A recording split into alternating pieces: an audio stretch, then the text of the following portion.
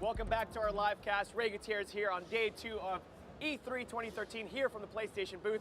What an amazing day so far. I'm joined by this fine gentleman. We match. We totally did that on purpose. Steven Sinclair, creative director of Warframe. Dude, how does it feel?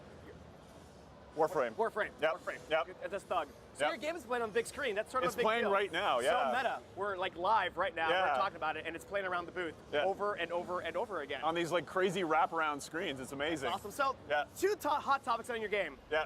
Free and Space Ninjas. Yeah. Here they are. This is space right here. Yeah. Well, we're showing.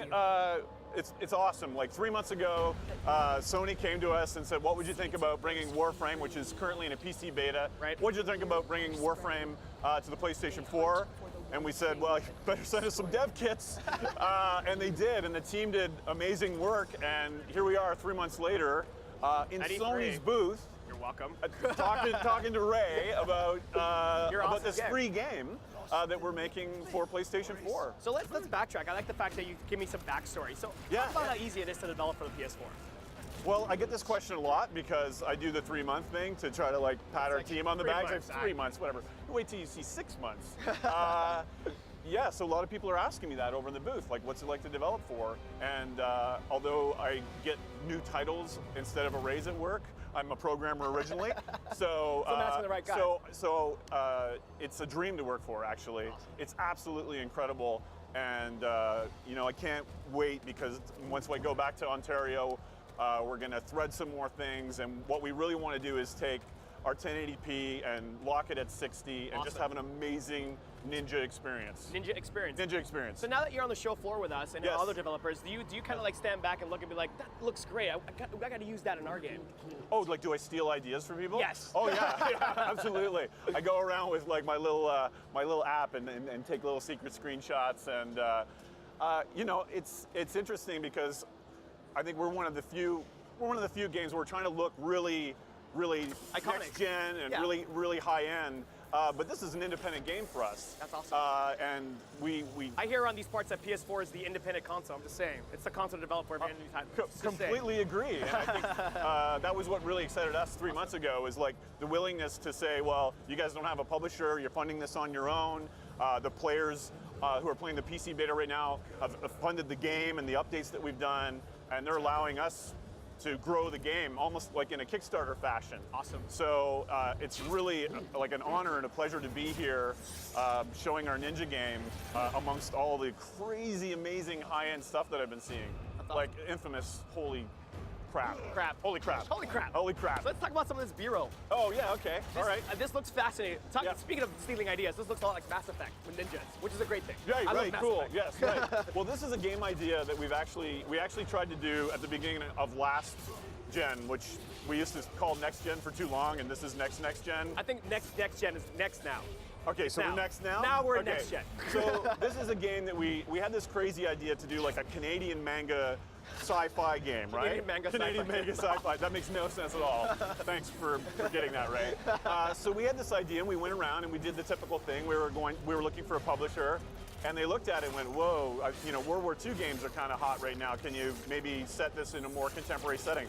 So this was an idea that was a passion project for us that we put on the shelf. And as you can see, it's a very a very distinct style. It's kind of this like mix of Japanese influences, and it has almost an ancient feel at times. All these crazy powers that you have. And you want to brag, this is all in-game right now. This is all in-game right now. Go ahead, brag. Absolutely. I want you to brag. In-game, blocking with a sword. Yeah, our players are like, okay, so can we actually block lasers with swords? Yep, absolutely we can. Awesome. But to actually tell you about how the gameplay works, it is kind of, in some ways, a throwback to Phantasy Star Online. It has that ME3 co-op vibe. Awesome. But you are these exo-armored, space ninja guys that we call Warframes, and we have such a cool name, by the way. So elegant, Warframe. Warframe, really? Yeah. Oh man, the team hated that name. No way, dude. We had like a list of names, and we called it Lotus for a while because we thought it sounded pretty artsy. But Warframe sounds cool. Yeah. Oh, all right. Well, thank you, Ray. I'm going to tell the team you said that. But anyway, of course, we love it now. So the game is really kind of like an MMO light. You create your Warframe, all your weapons level up. Awesome. You find all these crazy artifacts that let you upgrade and customize it, and then you do boss raids with your friends. You build like a crazy clan. And what I'm really excited about for PlayStation players is when you get in a clan, you can actually build your own dojo with all your clanmates. Like, okay, this room goes here, there's an elevator, so there's a bit of like That's gonna be, I'm that guy. Are you that guy? I'm the interior decorator. Oh, really? Yeah, That's I'm sweet. That guy. Well, this will scratch that itch. So, you know, we've added stuff to the game just recently where you can build a dojo, build a sparring room, and then you like kneel down like I'm not supposed to move off my mark, but okay, you can kneel down like a ninja, and then you can spar with your friends. Right. But it really is. Unlike a lot of the free-to-play games that we've seen, this is a PvE co-op focused experience, right? So we did it a little bit differently that way, and that's really worked out well for us. So now, is there a central villain? Because I see this badass dude walking around. Yep. What's his name? Or his code name? And then his actual name. I think we call him Old Man Winters because he gets frozen in this a lot. Awesome. And Mr. Orangutan, I think, is the other name we throw around. Right. He is a new villain that we're adding to the game, and he's of course going to be one of the earlier villains that PlayStation 4 players are going to be able to battle. So boss. That's so cool. Yeah. So this is sort of a metaphor for players kind of coming into the game, right? Like unfreeze. It's so this guy is actually after the Tenno, which are like the players of the game, right? Sort of like samurai or ninjas. Yeah. It's the Tenno is what we call players in general. He's after them because he wants the Warframe sort of technology for himself, and obviously he's got immortality issues. He looks kind of pretty old. And we have this crazy language we invented for them. And see, that's cool. Like you're not just building a game about ninjas in space. You're actually building a whole mythology of backstory. Exactly. Iconic characters, Absolutely. a central villain. Yep. And his henchmen look pretty badass too. Like, it looks great. Yeah, well, this turned out really well, actually. I sometimes get caught just kind of watching it and like as the creative director, wanting to touch it. So as a creative director, you look back at the assets, you're like, we could have done something better there. We could have made that one light shinier. We could have done something with those textures. I see like stuff when do you like let it go? I see specular aliasing. That was that's the one that's really bugging me the most. Okay. When do you let it go? When do you know how to let it go? Well, because it's sort of independently made, we have to let it go very often because it's a very different pace for us. And what we want to do on PlayStation is have the game be continually growing.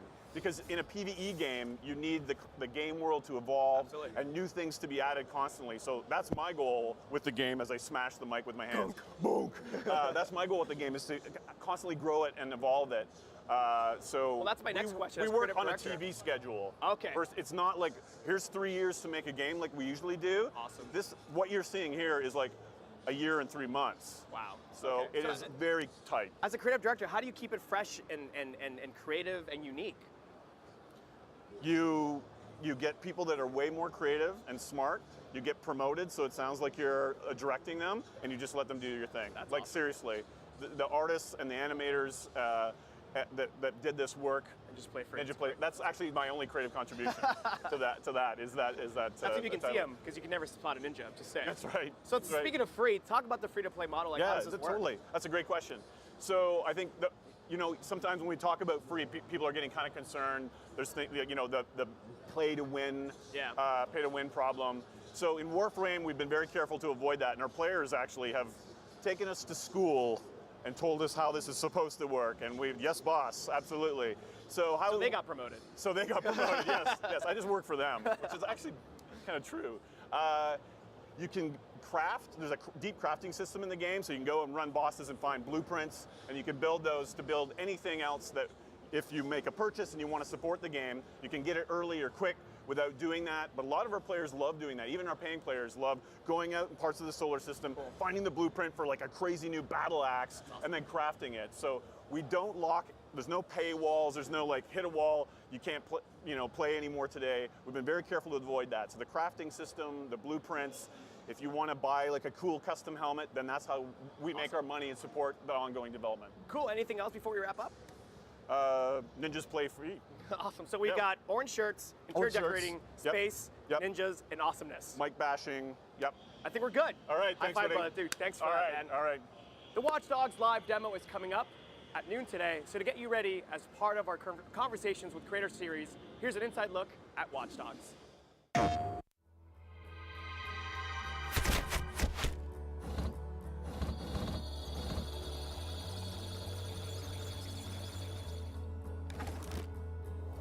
We wanted to have a big world for Watch Dogs, and it is. I mean, you can drive a very fast vehicle and cross the city, and we wanted to keep all the details and all the density of the city as you crossed it, and at 200 miles an hour. But more importantly, we wanted to have a deep city. We wanted depth. We wanted a lot of density.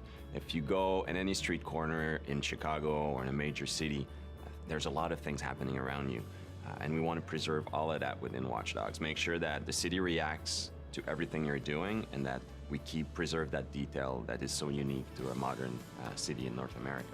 So at the heart, it's the same game's vision, right? We're starting from a vision, and then Disrupt is a very scalable technology, very scalable game engine.